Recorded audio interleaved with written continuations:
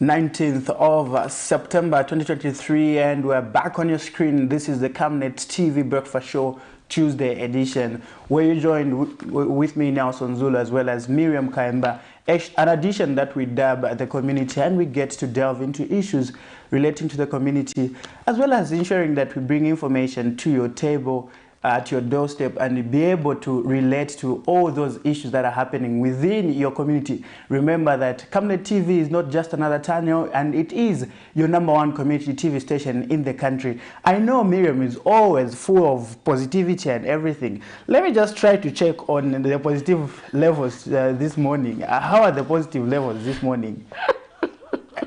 So you think my positivity was going to change? No. You know, it's out of curiosity, you have to ask. Maybe there's something that has changed. I think my smile tells you all. Okay. It hasn't changed. The positivity is still there. Like I said, every time we come on this show, I always emphasize that, you know, you wake up with a positive vibe, positive energy, to ensure that this actually will help you, you know, ensure that you achieve some of the target that you have set up. You know, having a positive mind always, you know, changes things, huh? Because when you have a negative perception of something and you put negativity towards something, it will be very hard to achieve certain goals. In short, you are one of the supporters that say whatever you think is what happens. Exactly. It's in your mind. Trust me, that's how it is. No, son, I'll tell you this. If you say, I can't do this, and trust me, there are 100% chances that you won't do that thing. But if you tell your mind that I can do this, trust me, you will definitely do it, no matter the obstacles that you're going to face. Well, let's add your positive levels and your positive energy with our health corner this morning, and let's see what the doctors have for us.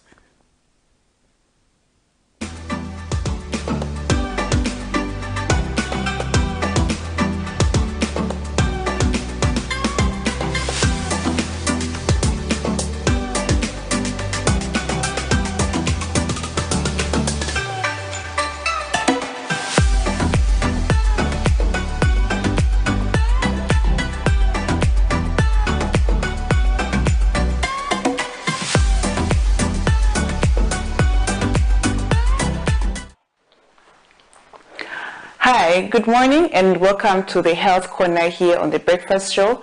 I am Dr. Nakubuyana Mfaya. So this week we are talking about ALD, which is alcoholic liver disease. And alcohol is one of the things that is affecting our community so much.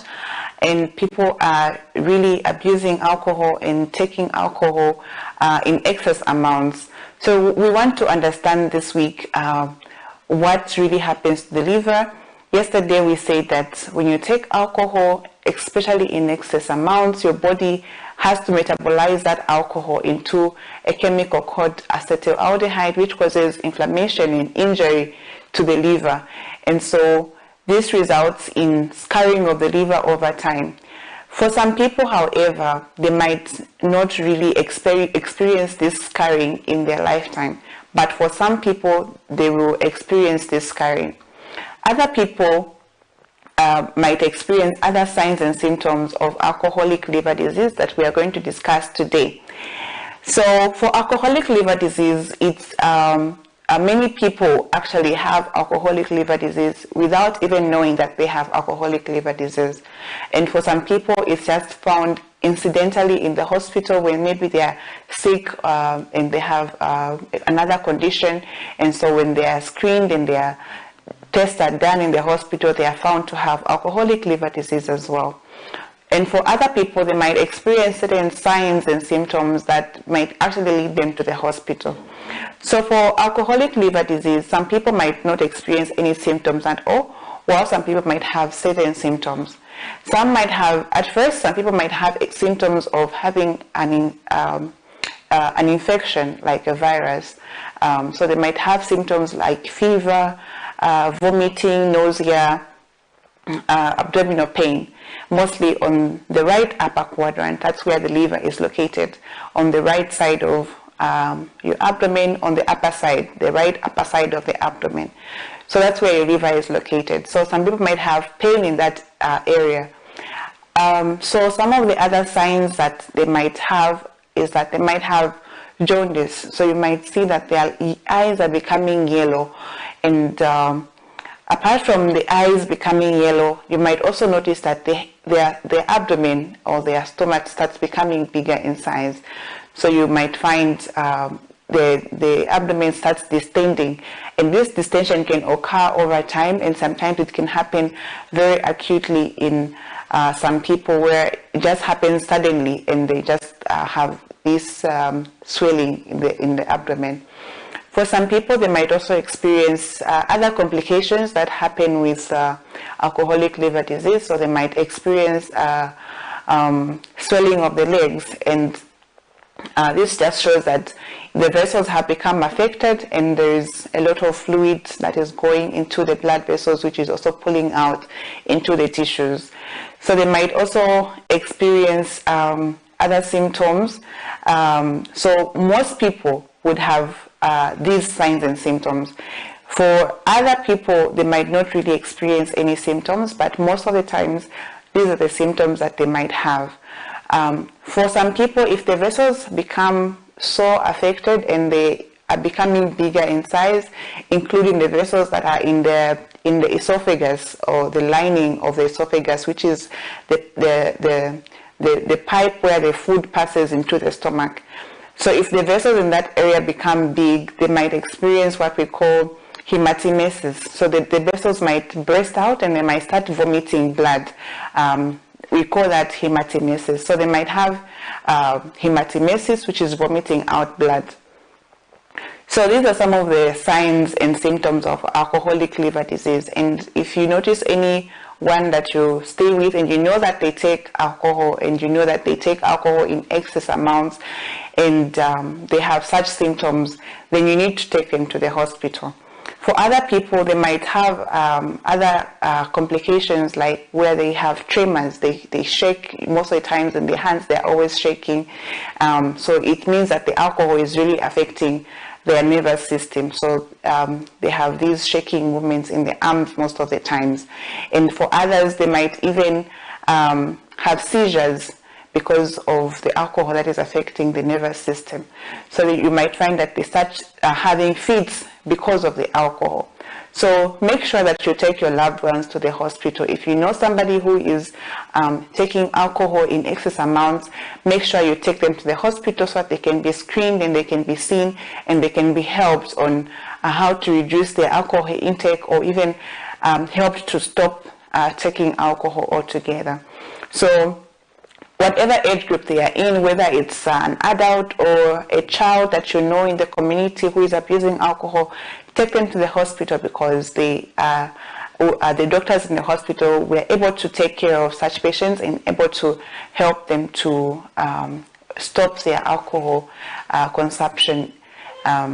So that is all that we had for today. I do hope you have learned something, and make sure you watch again tomorrow, where we'll be talking about the diagnosis and treatment of alcoholic liver disease in the hospital. What is done for the patient, and how is it treated in the hospital. So thank you for watching. I'll see you again tomorrow.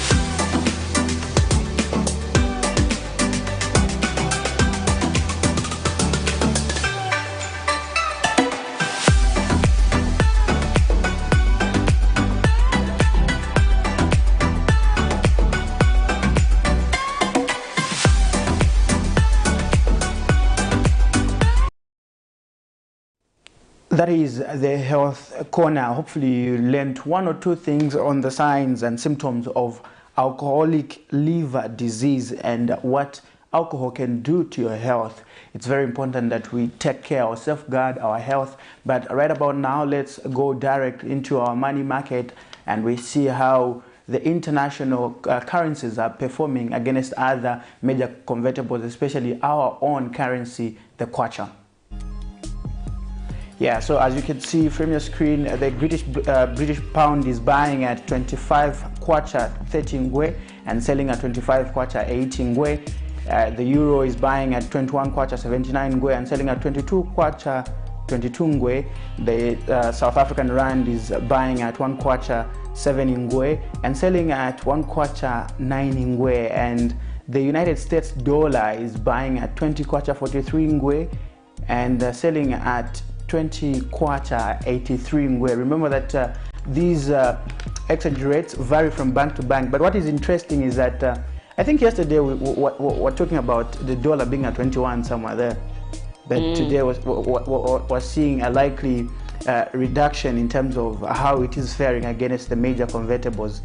Yeah, but if you can see on the US dollar there, in the selling part, it's 20 kwacha 83 ngwe, almost few cents for it to be for it to go to 21.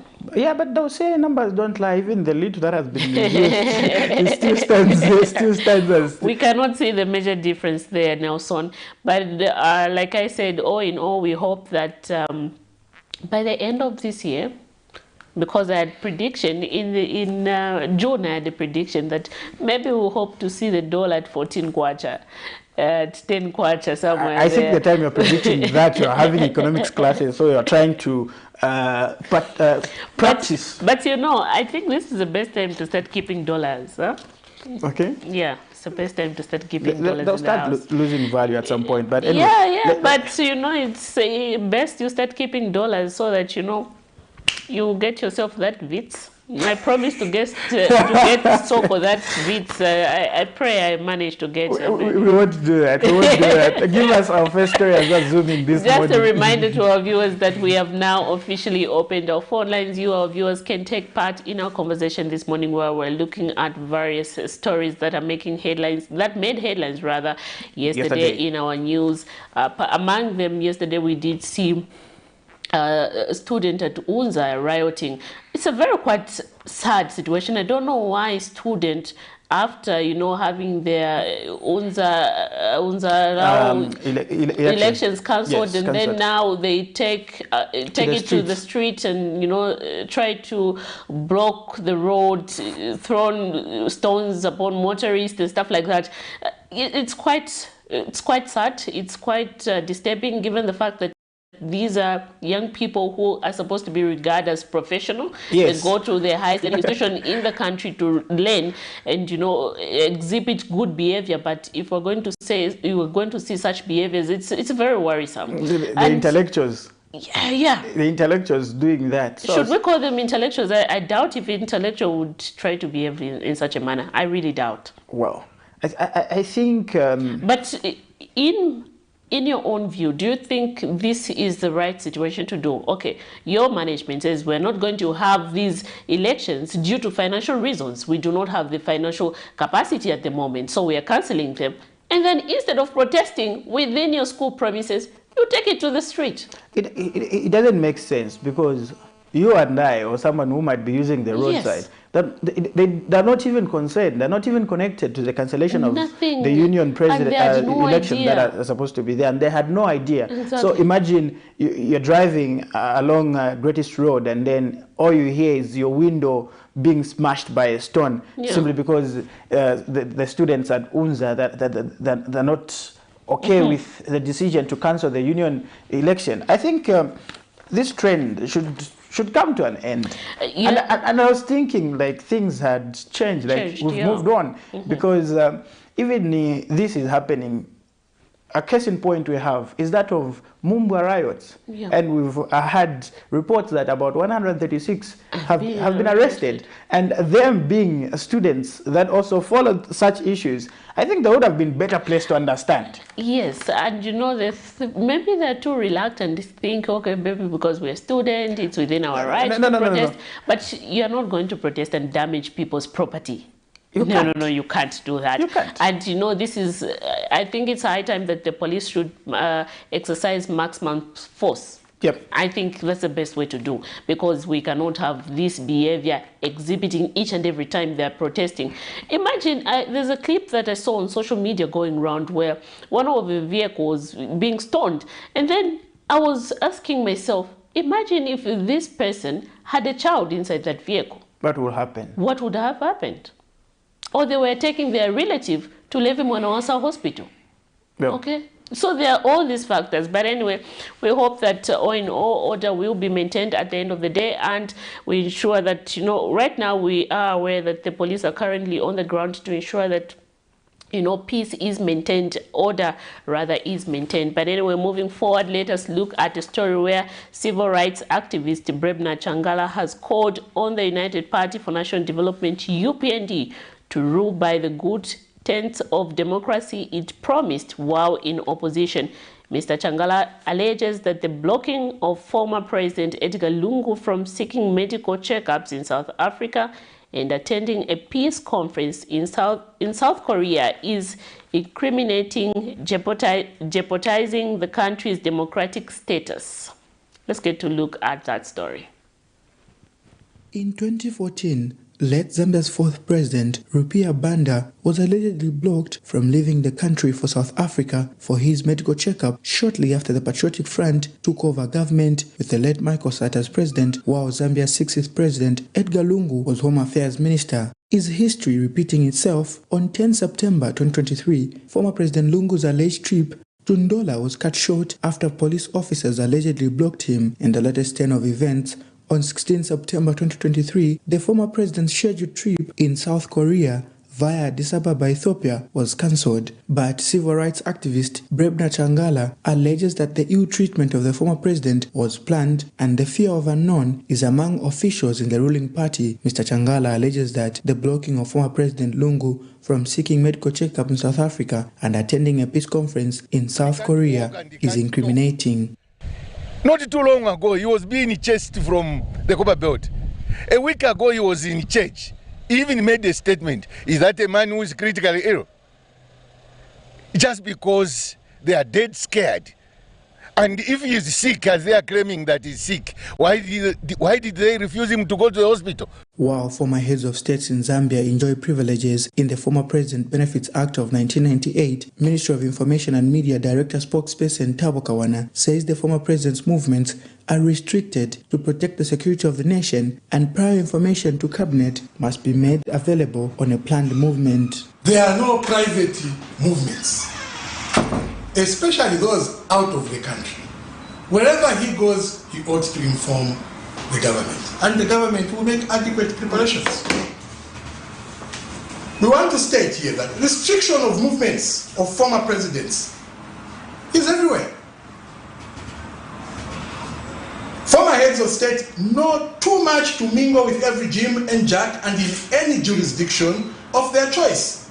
This is something former President Edgar Lungu must learn to live with. He will not take government by surprise.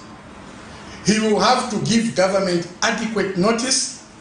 And if government is not ready to provide necessary security, he will be stopped from traveling.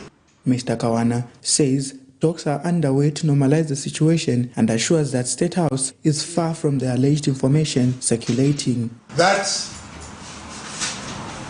it is gross misinformation on the part of commentators to suggest that the former president, the former 60th Republican president, Mr. Lungu, or President Lungu, was stopped from traveling by His Excellency the President, Mr. Hakainde Hichilema. The question begging for answers is whether this is a permanent mode of doing politics in Zambia, or will the same happen to any sitting president when they leave office. Nelson Zulu for Camnet News, Lusaka.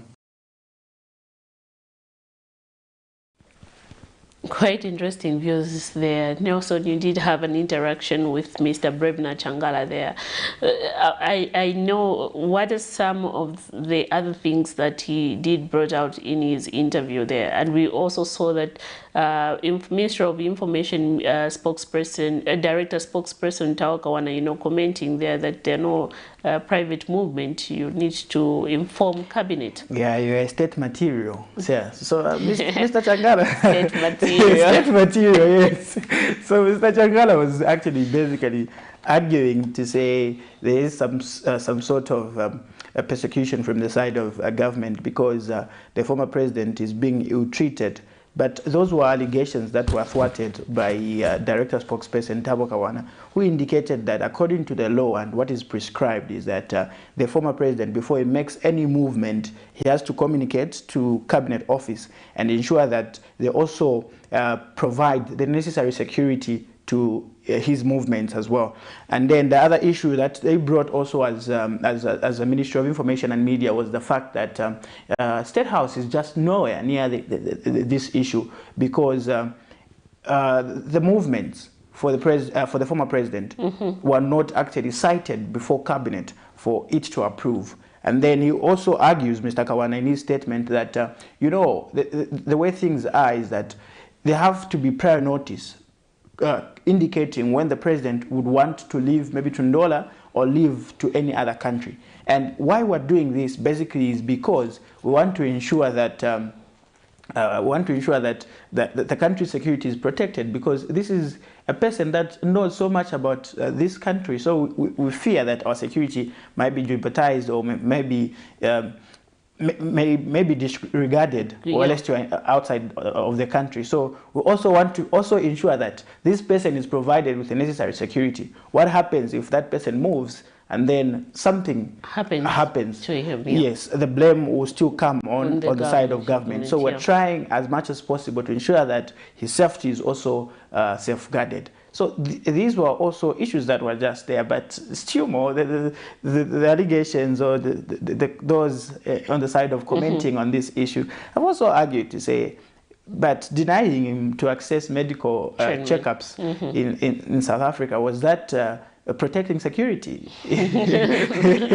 Yeah, but all those are issues that are there. So I think, all in all, it's a complex issue if you look at it from a different perspective and on another side, because I'm told that ongoing engagements between government and the former Republican president to ensure that they iron out issues that might be there relating to his movements. And a lot of people have really called out that, you know, the former head of state and the current head of state should, you know, sit at the round table and resolve their issues that they might be facing. Various stakeholders have continued calling upon this, but anyway, we hope that that will be very soon, and ensure that at the end of the day, you know, we have the peace and unity that we've all been preaching about. But anyway, yesterday, quite interesting, we did see a story where the former head of state did withdraw his case before the court of law. This is in relation to a matter where the former head of state did sue government, or rather drag government to court, after he was denied to travel to South Korea for a World Peace Summit. But anyway, we did see yesterday the former head of state withdrawing the case against government on the basis that, you know, it will be an academic exercise. Apparently, when he went to court yesterday, he was given a date, which is the 25th of September 2023, in which the court was to hear his case. However, according to his submission, was that the said conference is ending on the 20th of September, and meaning it will be an academic exercise when the court is hearing this matter. So he thought it was prudent for him to withdraw the case. But anyway, before we go into that story, let us play a story coming from Limulunga compound of Mongo district, where 16 members have been left homeless after an inferior swept through their houses Sunday evening. Let us get to play that story as we get to usher our first guest this morning, where we're going to be looking at various issues in relation to medical health. Houses belonging to Mr. Yambendala in the Limulunga compound of Mongo district were on Sunday 17th September 2023 swept out by fire. According to the eyewitness, the inferno started around 02 hours, with the exact cause being unknown. Speaking to Camnet news crew in Mongo district, Mr. Yambendala said the devastating inferno has destroyed properties worth thousands of kwacha, thus calling upon well-wishers to render help in any way possible. Nekusina tsene luziva kono kwa mazelo tulu kwa fya batu bahuwa mulilo aluzwela fandi mana fya kuti keke na sinyehero nani nduye mbona ye wala fokalezi mulilo kwa chisakwale ni kwa situngu kwa kukuta kwa video yaka kwa chena nisinyehezo ki video fone ni piliseza ni mabasi yaka fone nopanga kashele nyina balekela muloho na balekela kakopokopo inani bana ba 8 boni utamwalapa wala kuti ani nzona faike nizieleha ukupa kwa muso abo akainde ona nisishemo lukwele butuku untuse kuti nifuma nifoni kapiliseza mabasi ama ndo hao ni baba na bahabo bona nimbana bahabo na bakafela bazielehile hakuna vuba ipiliseza baba mbane nilikuboza bona licheze mate ni matress. And the others who spoke on behalf of affected families, Sara Kangenya and Kabuku Mubita, confirmed the incident and appealed for assistance. Nishinyezi mandu amabeli yaka nyabuwangu. Kona kuna seni yokoze matemene tenikafuya nizabebi kafela nina babeli. Yobu mukena kile bitu kono kafuya nina kafela masiku katazi chile chofuka kumufu. Ukono kunitusa kwa teni hakuna kono kona kukale kanizielele ruli. Yo usazi ukuli yawe yakisize kimani. Neba uli yokundu mukanga utofumana kakundu watuka. Ulikile mwakukone ya kuli muliro mutibe kono muliro hanile. Tuwatuka ulika stimu weza kuli mana kukona aline mekusutila kwa tini mutu. Mizeni kona kukupa. Kwa butata wuna nivona bu. Nikona kukupa kwa musosha tuse una usinyehezu choana mara. Meanwhile, World Development Committee and Satellite Committee Assistant Secretary Kaisha Namakando conveyed their concern. We have received this disaster, fire disaster, at around the 02 hours. We communicated to the councillor and other committees in place here at the affected area with the satellite committee which is assessing the situation. We are seriously concerned and we are appealing to all people, well-wishers, including government itself, to come to the aid of these people who have been affected. The property that have been damaged includes houses, among others, a video hall. The fire was later in the night quenched off by his neighbors. No injuries were recorded by press time. Moseo Kavia reporting for Camnet News in Mungu, Western Province. The Lusaka Water and Supply Sanitation Company has effected the shutdown of Landa 1 water treatment plant in Kafiwe to commence repair works on the 900mm steel pipeline to Lusaka. Minister of Water and Sanitation Development Mike Imposha announced the plant shutdown on the floor of Parliament early this month. To this effect, some Lusaka residents expressed mixed reactions on the impending shutdown, with many worried that daily activities would be further affected as their areas already experienced erratic water supply.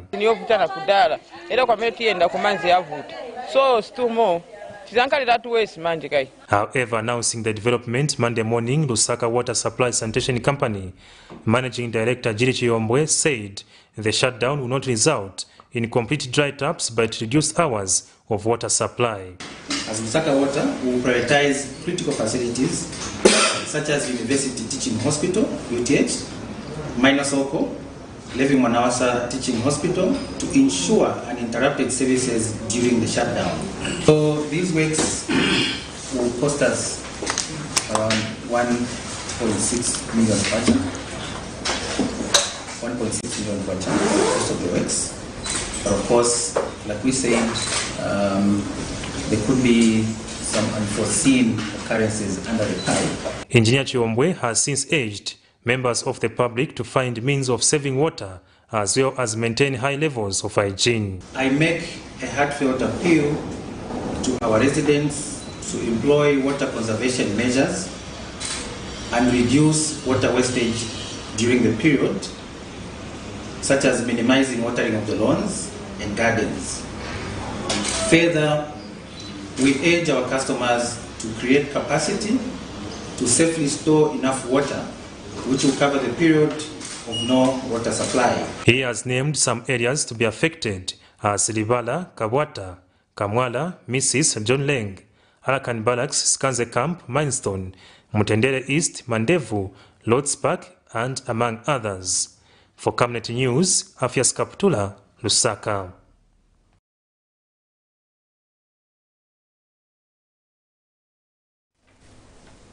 Thank you so much for staying with us, and we still continue with the Camnet TV Breakfast Show Tuesday edition. And just like we earlier indicated, we are joined by the Alzheimer's related disease and dementia in Zambia, ADDI's treasurer, Dr. Faith Simushi, just to help us understand what this health condition is all about and what we can do and what you need to know about it. Good morning, Doc. Good morning, thank you. Yes. For a start, run us through what you do as ADDI's and what really your operations are all about to the Zambian people. Okay, thank you very much. So ADDI's, as you mentioned, stands for Alzheimer's disease and related dementias in Zambia. This is an association that has been registered with the Registrar of Societies, and we are all about advocacy and awareness concerning dementia in our setting. So we provide linkage of patients that have dementia as well as their caregivers to different facilities and institutions where they can get help, and we also raise awareness on different platforms. We have programs and activities on a monthly basis that just increase awareness on the condition of dementia.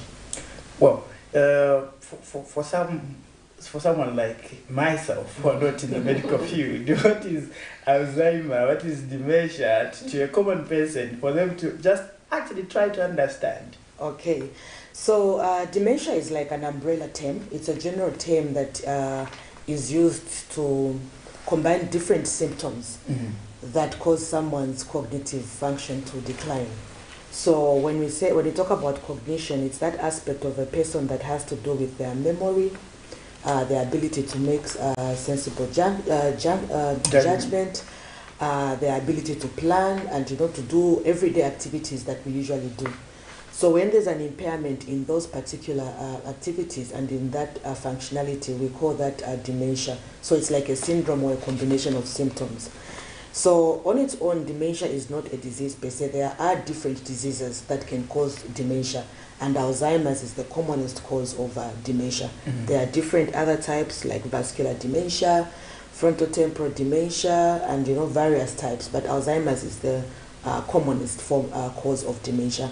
And so that's why we go with the term usually Alzheimer's and other related dementias. Okay. Yes. Doc, we have done quite a number of stories where you'll find old people being accused of being bewitched. Maybe sometimes they would wake up in the morning, without wearing anything, and then they're naked. And then later on, being attacked by the mob and called witch and stuff like that. Is it the same as dementia? Can we categorize that they are being affected with such a disorder? So that's a very good and interesting question that you've actually asked, Miriam. So indeed, like I said, the cognitive ability of the patient sort of declines. So in the example that you've given, you find that someone maybe has gone to take a bath and they forget that they need to maybe dress up.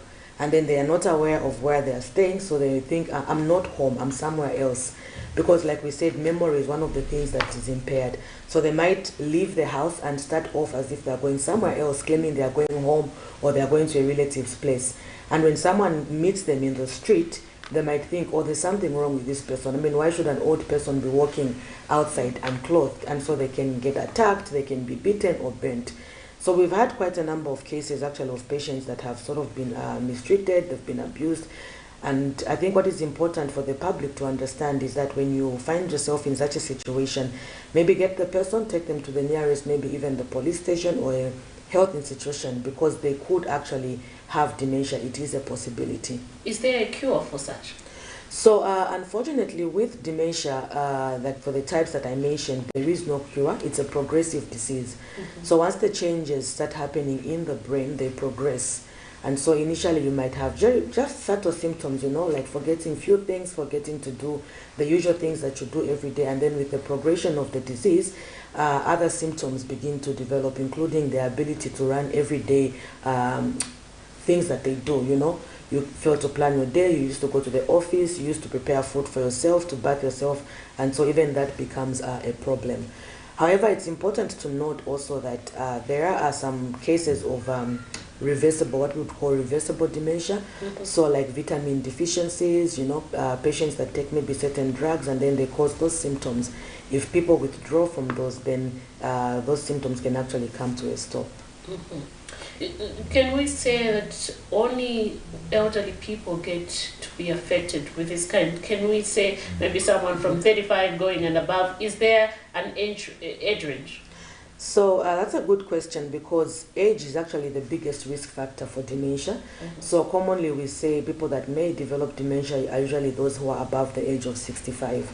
However, people that are below the age of 65 due to certain conditions can also present with signs and symptoms of dementia.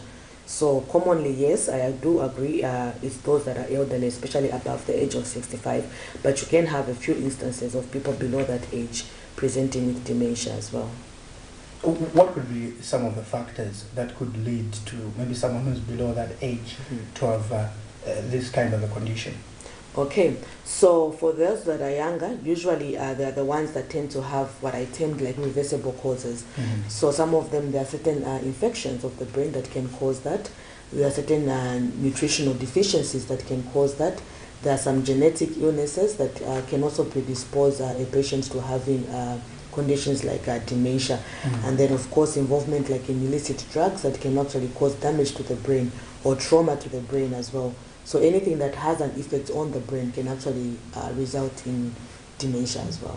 I know there's also a commemoration that is coming up on the 21st of September 2023, where we're seeing you observing the theme and this day, it's never too late. Yes. Yes. What's so interesting about this theme when it comes to Alzheimer's as well as dementia? Okay, so maybe firstly I would state that worldwide, the month of September is usually the time that we commemorate World Alzheimer's Day. And in particular on the 21st of September is when we acknowledge and commemorate World Alzheimer's Day. So the theme for this year is Never Too Early and Never Too Late, which focuses on the risk factors. Okay, so risk reduction. So there are certain risk factors that one might have that can predispose them to having dementia, such as alcohol intake, smoking, hypertension, diabetes, and most of them are actually things that you can do something about, because they are, when you apply lifestyle modification, you can reduce the risk. So we are focusing on risk reduction to help reduce even the numbers in terms of people who have dementia. So when we say never too early, never too late, we are saying it's never too early for someone to change their lifestyle so that they reduce those risk factors. Again, it's never too late.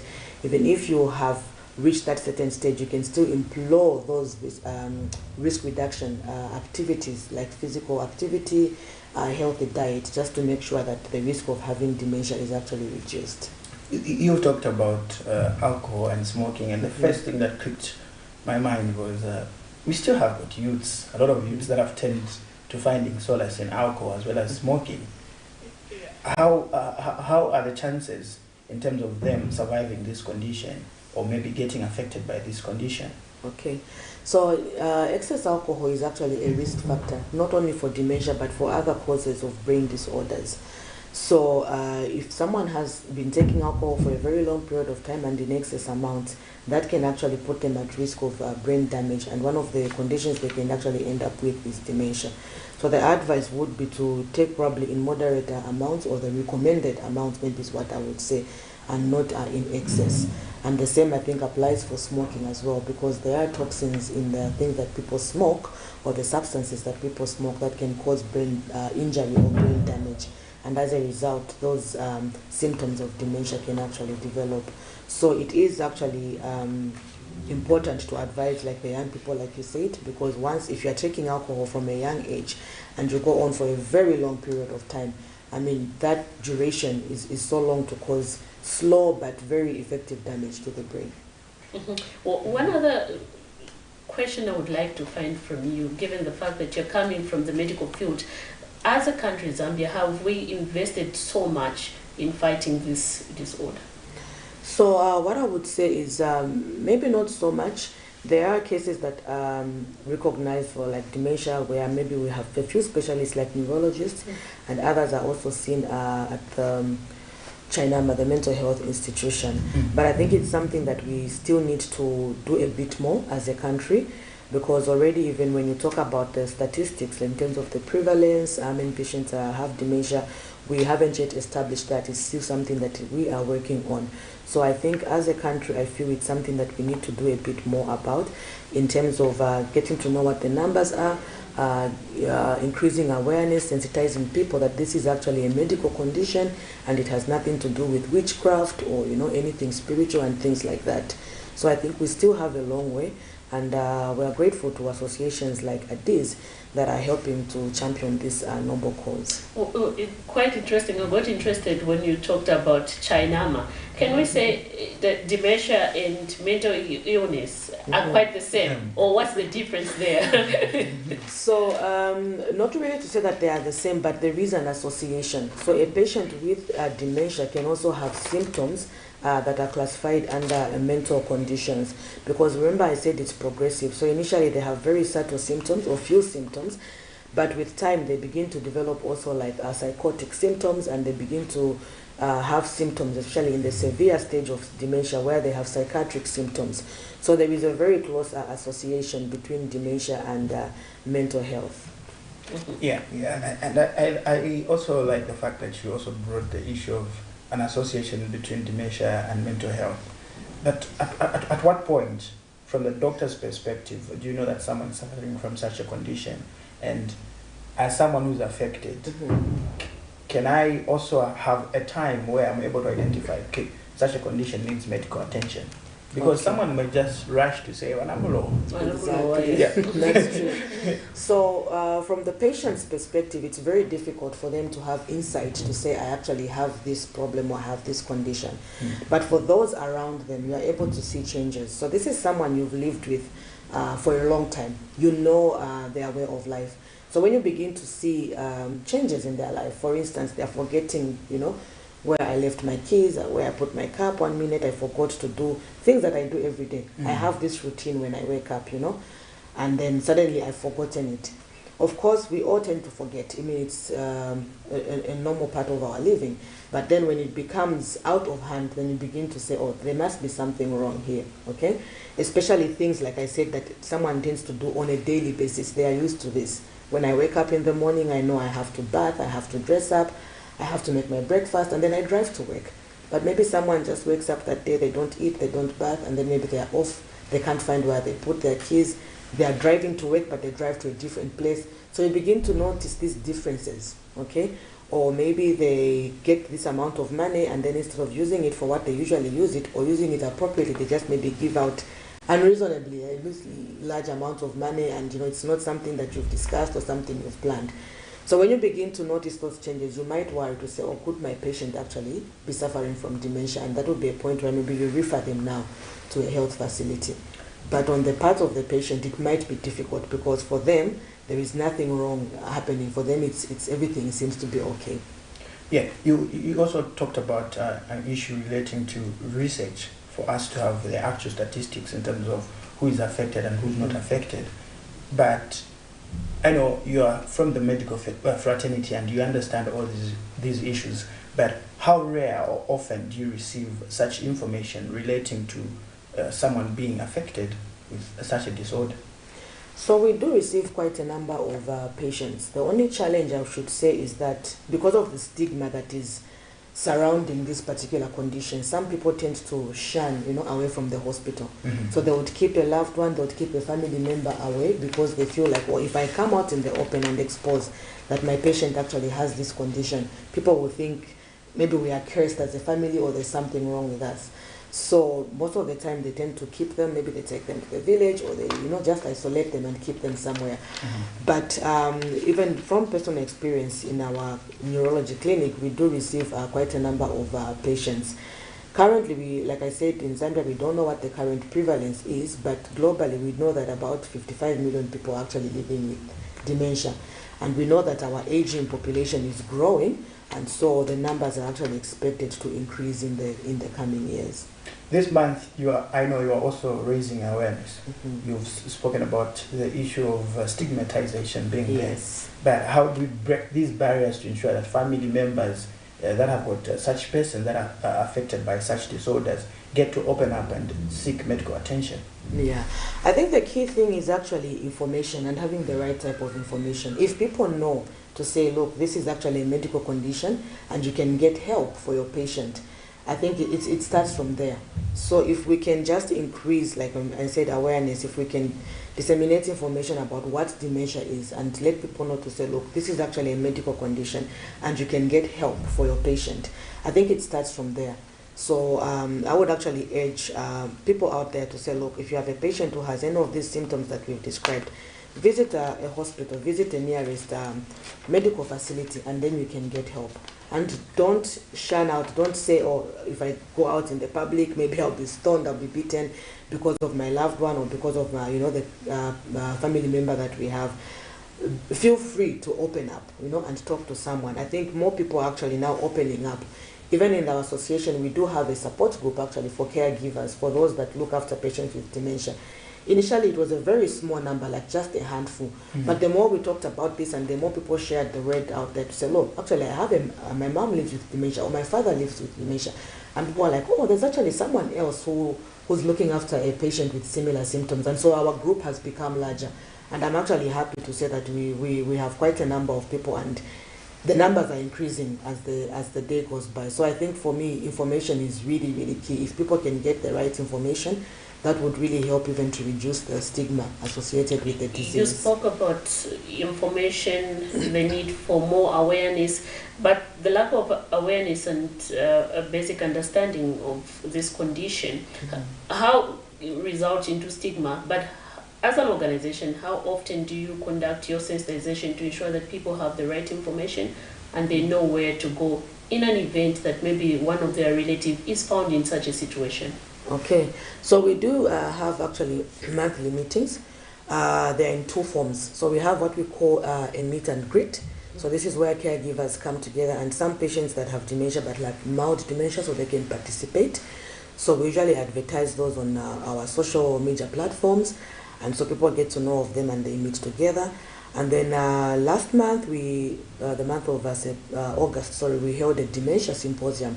And this one also was advertised. I think hopefully, quite a number of people got to know about it and they attended, where we talked about what dementia is, what are the statistics, where are we at in Zambia, and things like that. So if people can follow our social media page, they can actually get to know of these various activities that we hold. This month, in particular, September, we have quite a number of activities. We've partnered with UNZA. We are participating in their mental health day. Remember, I said there's an association between dementia and mental health. So on Saturday, we'll be at UNZA. We'll have a stand there. People can actually come and visit our stand and get to learn more about it. We talked about the match that we are having this Thursday, which starts from Munali. Again, this is open to anyone who wants to participate. We'll start at 9 hours, so you can join us, and it will be not a very long program. We should be done by 12.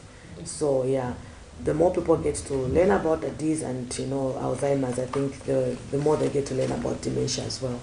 Even as we maybe come to the dying minutes of this interview, how often do you prepare information in a language that people are able to understand? Because if I tell my grandmother or grandfather that there's dementia and Alzheimer's, they won't understand. They will need something in English, in Nyanja or in some local language. Yes, that's very true. And I think that's one of the challenges that we've had, to have to translate or interpret what dementia is in local languages. So one of the terms that we use, because one of the common symptoms to all causes of dementia is actually memory loss. So we usually say,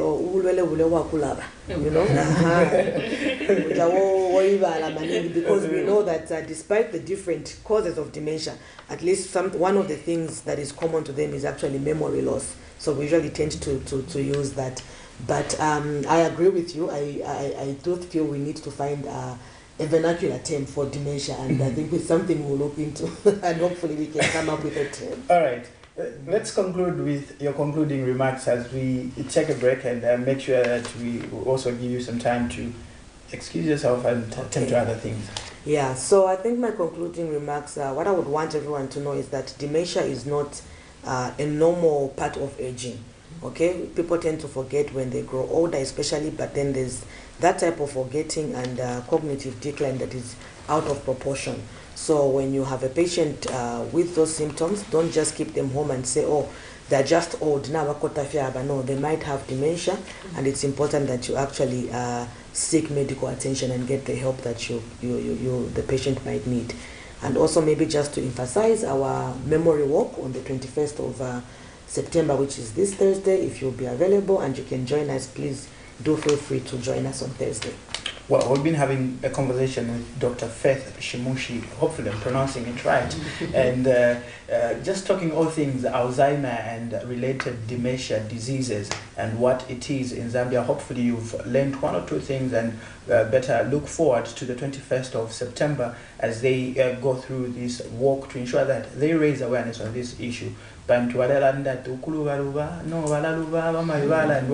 So there's such a condition that is touched, especially my member friend would say it's woolish. But right about now, let's take a quick break and we'll be back shortly.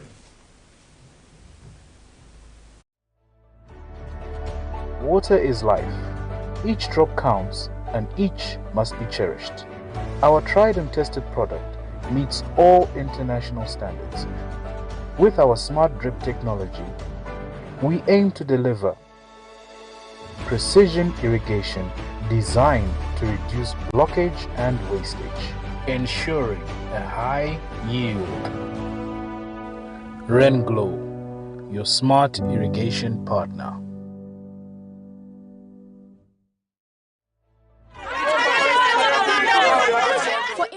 Coverage of any breaking or latest news in Zambia and around the world on Camnet television, call the numbers on your screen.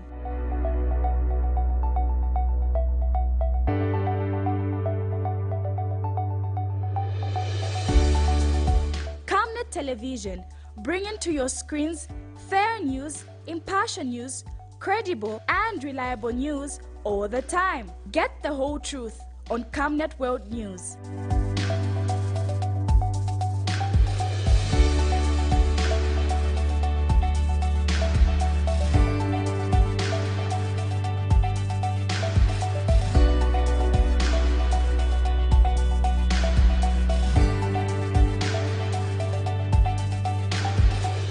Camnet Television, not just another channel.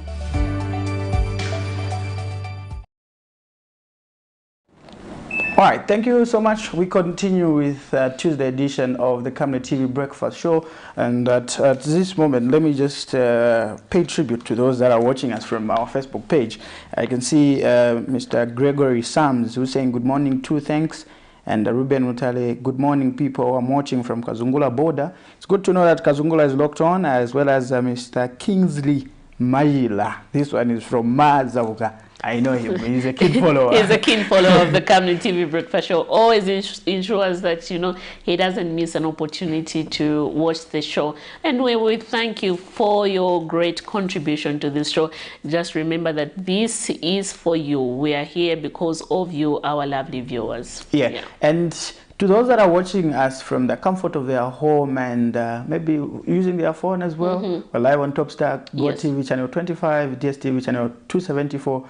They can also get to text us as well as call us to just give us an insight of what they really think, as we're about to jump into another story where we saw former Republican President Edgar Lungu discontinuing his lawsuit against the state barely a day after commencing judicial action, claiming that it will only be an academic exercise. This was in a matter where the former head of state was challenging the authorities' decision to prevent him from flying out to South Korea to attend a World Peace Conference. According to a notice of withdrawal filed before the Lusaka High Court, Mr. Lungu submits that his action will be rendered an academic exercise by the 25th of September 2023, the date which the court had set to hear the case. Let's get to look at that story. Barely a day after commencing a lawsuit against the government challenging its decision to prevent him from traveling abroad, former Republican President Edgar Lungu has retained his decision. The former head of state has withdrawn his lawsuit, citing reasons, among them that it will be an academic exercise if he pursues the case. On Saturday, the 16th of September 2023, The former president received a rude shock after he was reportedly ejected from a plane and stopped from traveling to the East Asian country. Authorities denied him permission to fly out to South Korea to attend a World Peace Conference. Following these developments, the country's sixth Republican president turned to the court for redress. In his judicial review, the former head of state had cited the Attorney General as respondent and wanted an order to stay the decision of the Director General of Immigration, refund of the cost of the air tickets, among other reliefs. But in a surprising turn of events, the former head of state has U-turned his decision and decided to discontinue the action. According to a notice of withdrawal of application for leave to commence judicial review proceedings, he submits that the case will be overtaken by events because the said conference he was scheduled to attend ends on the 20th of September 2023, and the court has set the 25th of the same month as date in which to hear his case. He tells court that he has discontinued the case, adding that this will amount to an academic exercise looking at the conflicting dates. Miriam Kaimba, reporting for Camnet TV News. Well, interesting turn of events there, and you know, he started the judicial proceeding against the state that was and the day after, and then the day after, everything continues. But basically, if you look at from his point of view, from the law side, you understand that indeed it was going to be rendered an academic exercise, given the fact that when he went to court, when he filed his application before the court for judicial review, he was told that the court can start, or rather commence hearing his case on the 25th of September.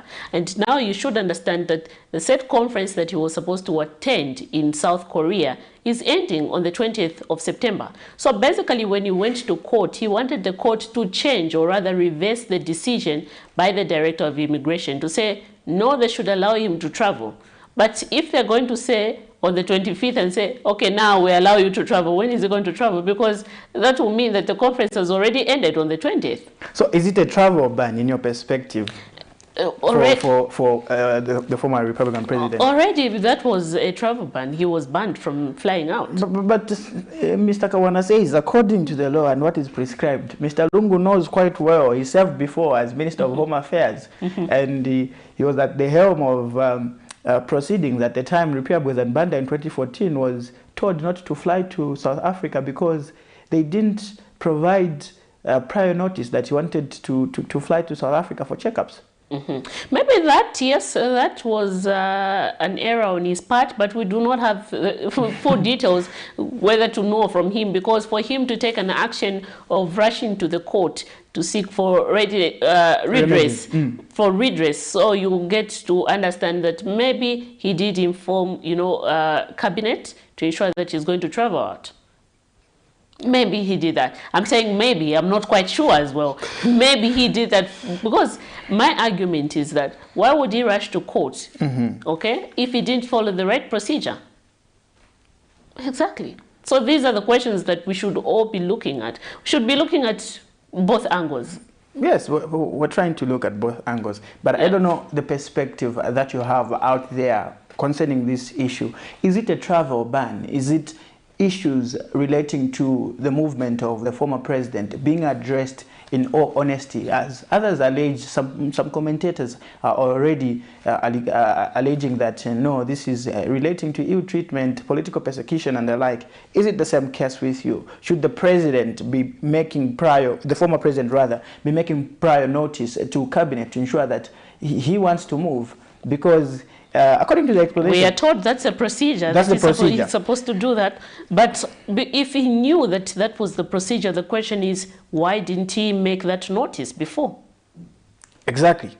Because then now the other question is, if he did make that notice before, then he was right to rush to court. Yeah. Okay? Because someone cannot rush to court without having had followed these procedures, because basically you find that these are some of the arguments that are going to come through submissions from the state, saying that, yes, quite all right, he was banned from traveling. This is because he did not inform, and this is according to procedure. This is within the law. He was supposed to take this action, inform cabinet, and ensure that he's going to travel prior to his trip, but he did not do that. Those are the submissions which were going to come out if, in an event, the matter was to proceed before court. But again, I'm looking at a point, because, you know, this person rushed to court, okay, seeking for reliefs. He wouldn't want to jeopardize himself at the end of the day and saying, no, I was in the wrong again, let me take, but you were in the wrong and then, you know, rush to court. So these are... In 2014, the same happened to Pierre Banda. Yeah. Then, 63 president was Minister of Home Affairs. Home Affairs, yes. And the late president, fourth president, Dr. Rupiah Banda, and had indicated that I want to travel to South Africa for medical checkups. The same now is happening to former President Lungu. Wait, in 2014, the former late president indicated that he wanted to travel. He informed cabinet. Okay. Did he inform cabinet? Those are questions. Exactly. Yes, but we refer to the case because similarly that is how it was handled. So, does it mean that even going forward, the same is going to be happening? Especially when you are out of the office or when you want to make movement, because we're saying we want to protect the secrets of our country. Of our country. Basically, you were a former head of state. It does not allow for you to travel anyhow. You carry the secrets of this country. Yeah. But again, you have to look at this factor that yes, you are a former head of state, you are allowed to travel for medical attention. It's within your right. Even if someone has a case before the courts of law and they want to seek medical attention abroad, the court gives that chance. But again, the question remains is, were you following the right procedure? Well, were you following the right procedure? I don't want to talk too much about this issue. Let's move to another story. Interesting story that you also brought us from the courts yesterday was that a 31-year-old self-proclaimed Lilanda Desai compound mafia has been sentenced to 15 years imprisonment with hard labor for indecent assault. Vincent Mulenga was found guilty of exposing his nudity to minors below the age of 16. Meanwhile, the court has also sentenced a 34-year-old Harrison Mwankokesha to 30 years imprisonment for defiling a 9-year-old girl.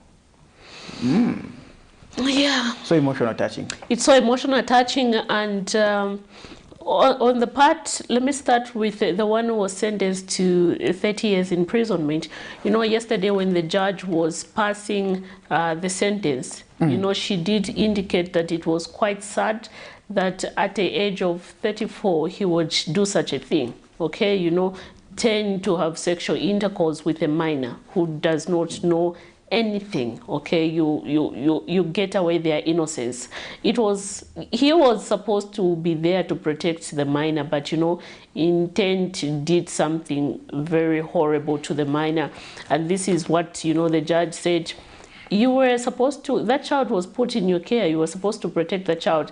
And then I'm sentencing you, despite you being a youth at a very young age who had a life ahead of you, but I'm sentencing you to 30 years imprisonment so that by the time you're coming out, maybe you would have reflected on your mistake and, you know, turn into a child right advocate.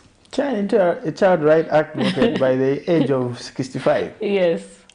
It's possible. It's possible, but you have to understand also, Nelson, the gravity of the case. The gravity of the case, and also the rampant of such cases of defilement, where we have seen that despite there being, you know, a very forced sentence on such cases, on such offences, you'll find that people are still, you know, continuing to commit these offences.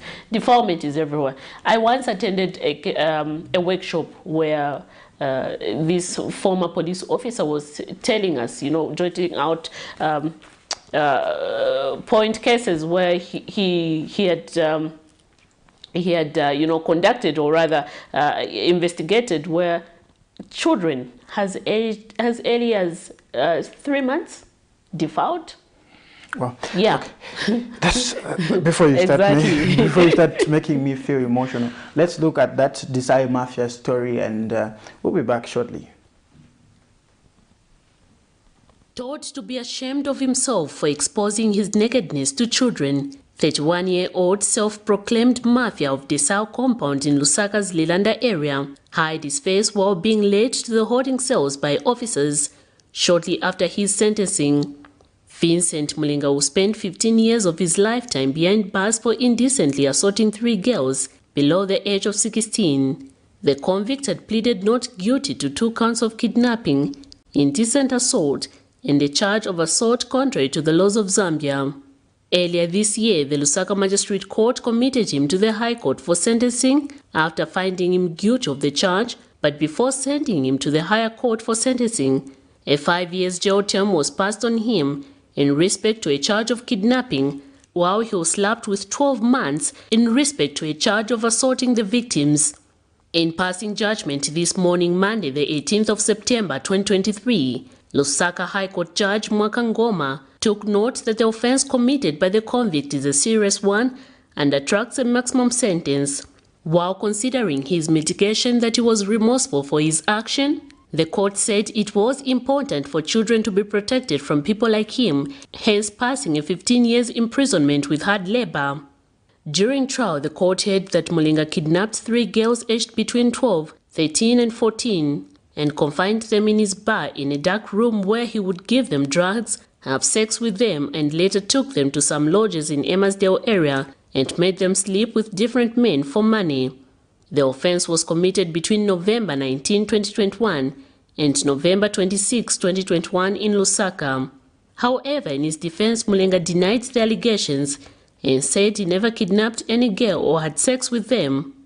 He also said he did not give any of them drugs as purported.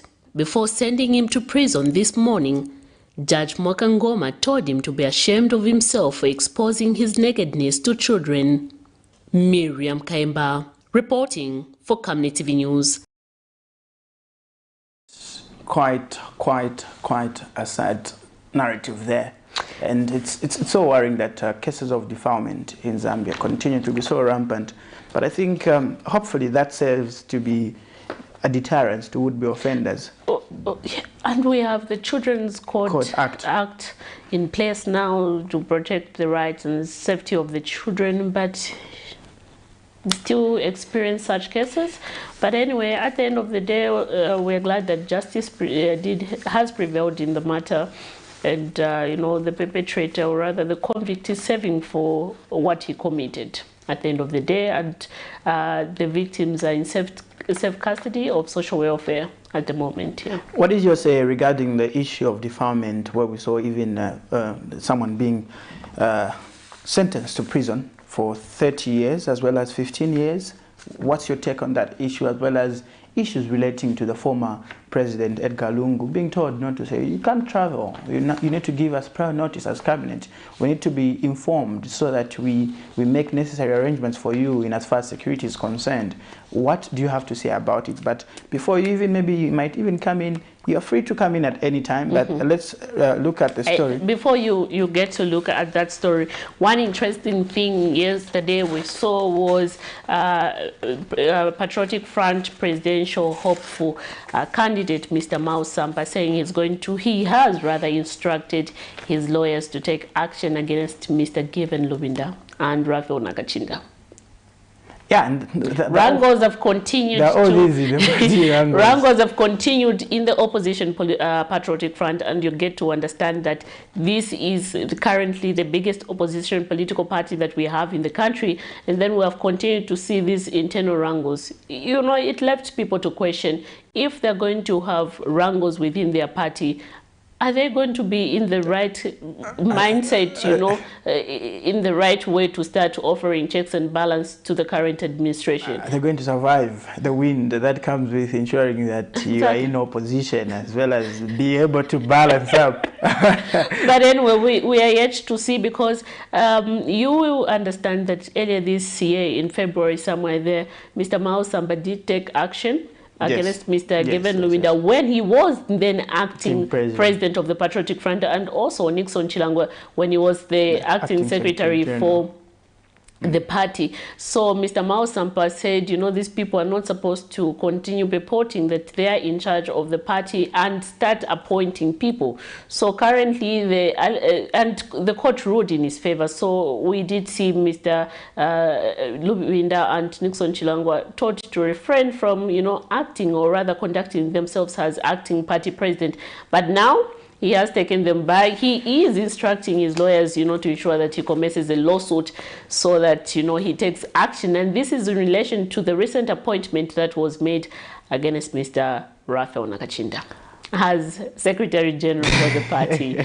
Quite interesting. Well, we get to see how things are going to unfold and how the purported, so to say, biggest opposition political party is going to survive this, because it seems like it's a blow on the face. Yeah. And there has to be now, I think, some fraction where these are with these, these are with these, and as a result, everyone is claiming to be who they are when they are not. I think this is the time that they should put their house in order as a party. We did also see previously, that's how MMD, you know, had these separations where we had this fiction and that fiction.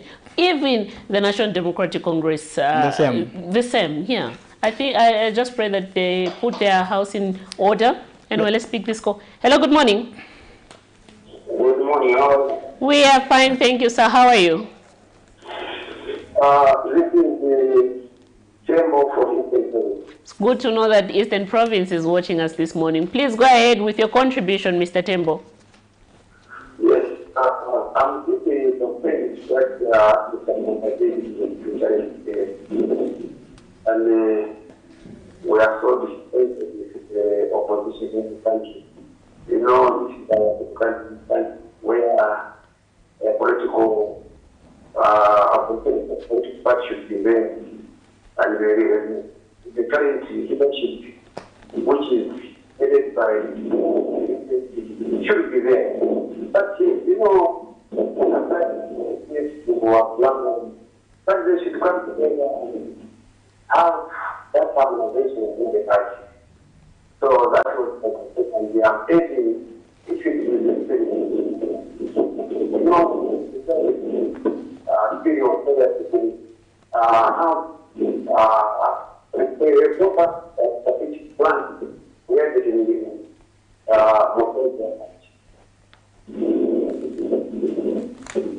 all right. Thank you so much, Mr. Tembo.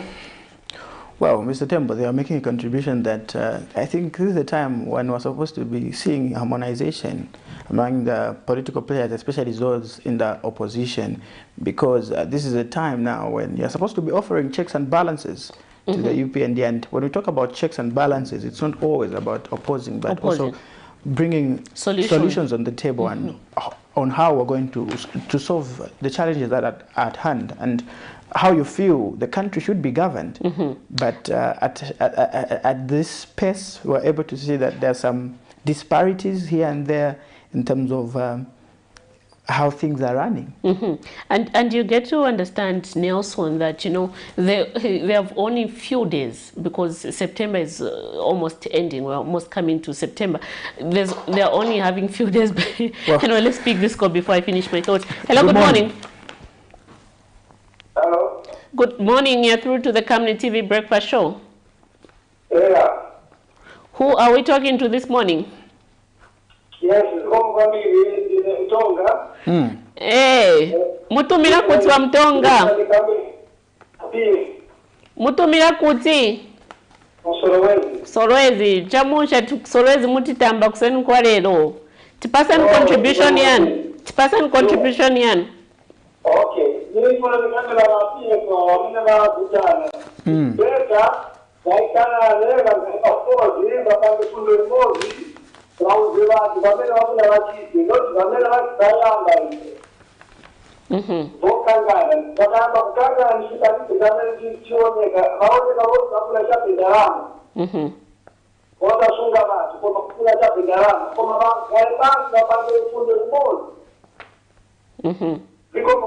Zikomo Magwira ntchito Mtonga. Mtonga making his contribution. Making his contribution there. Anyway, before we had him on the call, Nelson was saying we only have a few months to the 28th of October, where they are scheduled to hold their conference. Convention. Yeah, convention. So, and with these internal wrangles, and they're dragging each other to court forth and back. But anyway, we have seen that from the Patriotic Front themselves, they have accused Mr. Mao Sampa of being, sponsored by some certain political parties to cause confusion within their own parties. Well, but anyway, Mr. Mao Sampa has also come out saying, it's within his right to ensure that, they go for early convention and select their leaders who are going to run the party. Yeah. Yes, I think let's move on. I think we'll be able to talk much about this issue. It's a big issue, so to say. Yeah. It's a big issue, so to say.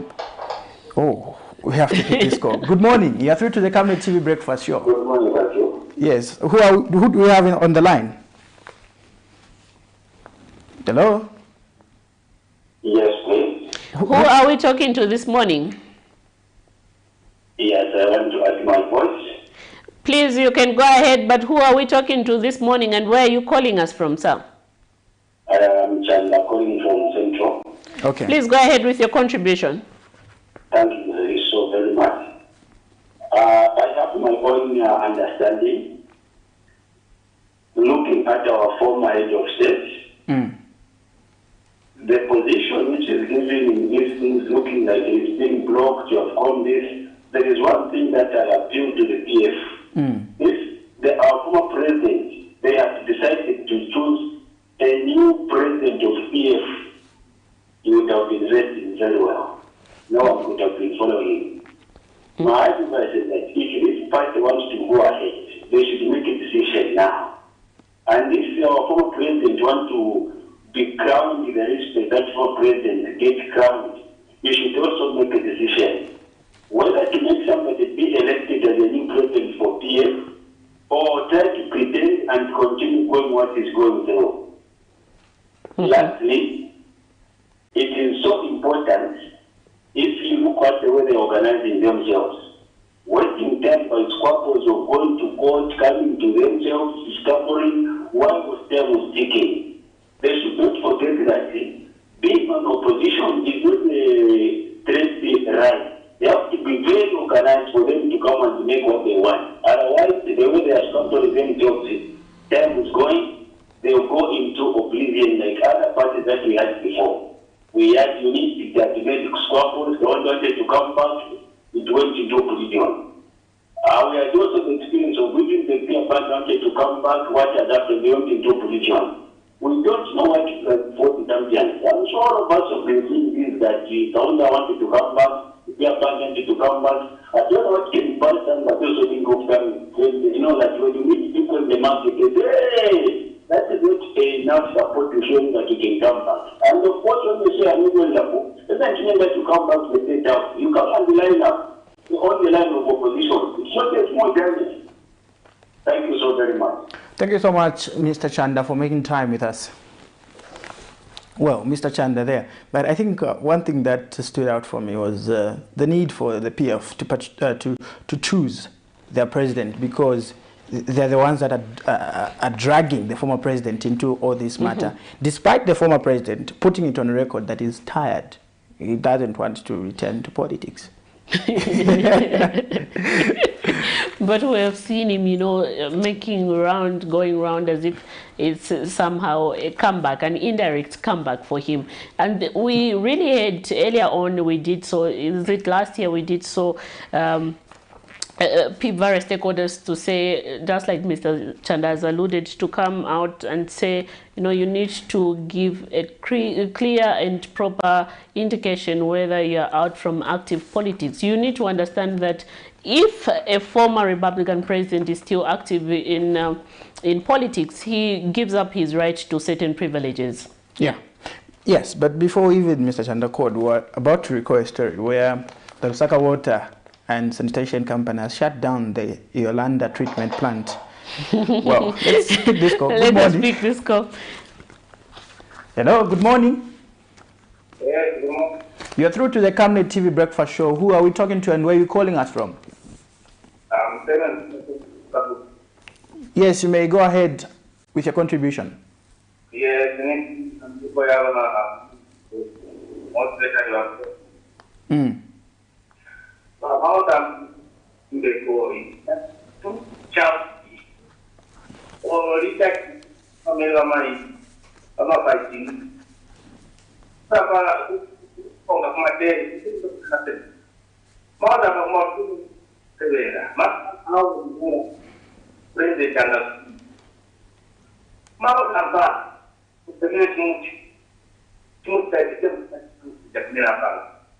he cannot be out of out. That's the truth. And the material that's the for choice. I can go up content. What way that there is a Mapalabu outside no kind of place. I can go up there. They go broken outside. They know that it's act that fail to that's the one that to go a better get network. Right. All right. Thank you so much for your contribution, sir.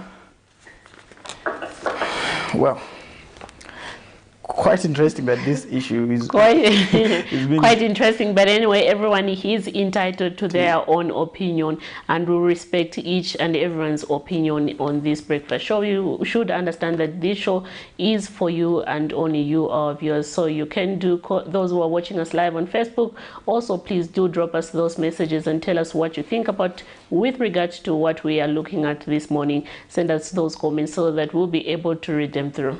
Yeah, I was just talking about the Lusaka Water and Supply Sanitation Company shutting down the Yolanda treatment plant in Kafue to conduct repair works on the main supply line.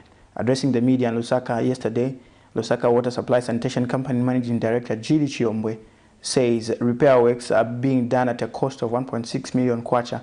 She says during this period, critical infrastructure such as at the University Teaching Hospital, Levi Mwanawasa, and Mainasoko Military Hospital will not be affected. He, however, says the commencement of the works also brings into effect the planned 60 days shutdown, meaning that we're going to be having some issue of rationing of water and the like. Maybe let's get to record that story, and when we come back, we also get to load you down and as far as how the schedule looks like in terms the of affected areas. And yes, this is September where you need water. Yes. And then anyway, let's get into playing the story. We'll be right back. Sure. The Lusaka Water and Supply Sanitation Company has effected the shutdown of Landa 1 water treatment plant in Kafiwe to commence repair works on the 900mm steel pipeline to Lusaka. Minister of Water and Sanitation Development Mike Imposha announced the plant shutdown on the floor of Parliament early this month. To this effect, some Lusaka residents expressed mixed reactions on the impending shutdown, with many worried that daily activities would be further affected as their areas already experienced erratic water supply.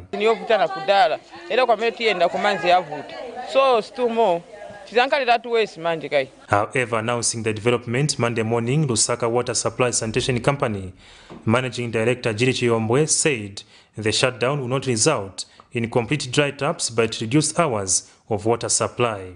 As Lusaka Water, we will prioritize critical facilities such as University Teaching Hospital, UTH, Mainasoko, Levi Mwanawasa Teaching Hospital to ensure uninterrupted services during the shutdown. So these works will cost us around 1.6 million kwacha. 1.6 million kwacha cost of the works. But of course, like we said, there could be some unforeseen occurrences under the pipe. Engineer Chiombwe has since urged members of the public to find means of saving water as well as maintain high levels of hygiene. I make a heartfelt appeal to our residents to employ water conservation measures and reduce water wastage during the period, such as minimizing watering of the lawns and gardens. Further, we urge our customers to create capacity to safely store enough water, which will cover the period of no water supply.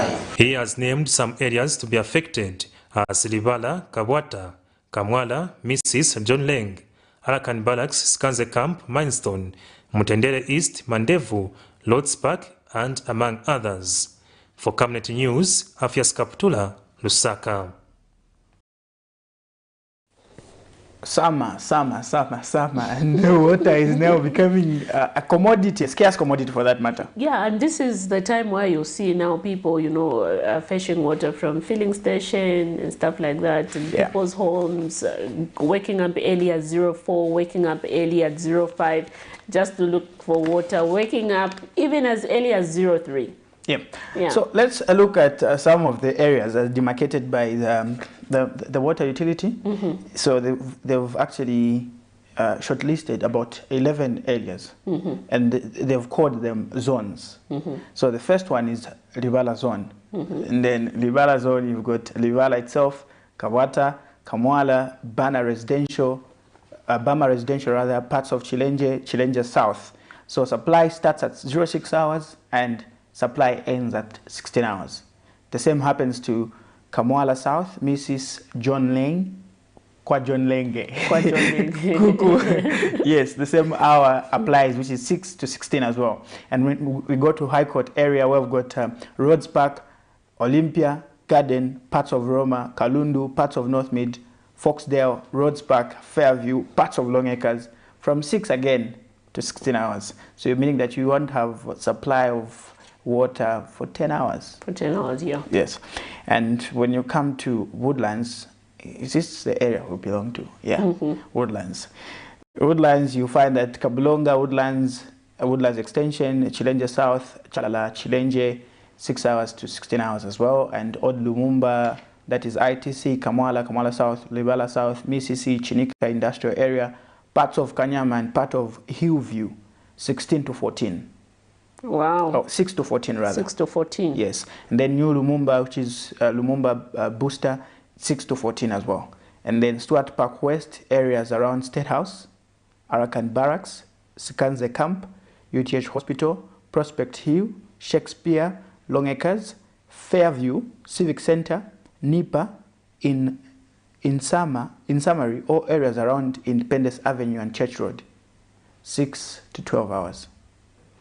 And then when we come to odd gravity, that is area number 8, according to their list, Sandale, Kablonga, Kalingalinga, Mutendere, Handsworth, Chadley, Jesmondine, Kaunda Square Stage 1, 6 to 12 hours.